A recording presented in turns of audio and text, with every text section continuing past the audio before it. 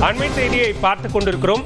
Trichy railway மண்டல கோட்ட அலுவலகத்திலிருந்து இந்தி பெயரை நீக்குவதற்கு அதிகாரிகள் ஒப்புக்கொண்டிருப்பதாக தகவல் வெளியாகி இருக்கிறது.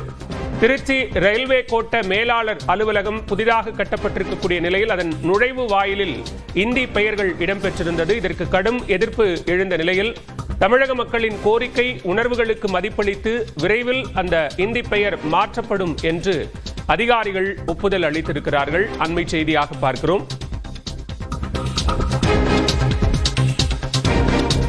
திருச்சி மண்டல மேலாளர் ரயில்வே மண்டல மேலாளர் அலுவலகத்தில் கட்டப்பட்ட நுழைவு வாயிலில் இந்தியில் பெயர்கள் இடம்பெற்றதற்கு முதலமைச்சர் உட்பட பல்வேறு தரப்பினரும் கடும் கண்டனம் தெரிவித்த நிலையில் தற்போது தமிழக மக்களின் கோரிக்கை மற்றும் உணர்வுகளுக்கு மதிப்பளித்து இந்தி பெயரை நீக்குவதற்கு ரயில்வே அதிகாரிகள் ஒப்புதல் அளித்திருக்கிறார்கள்.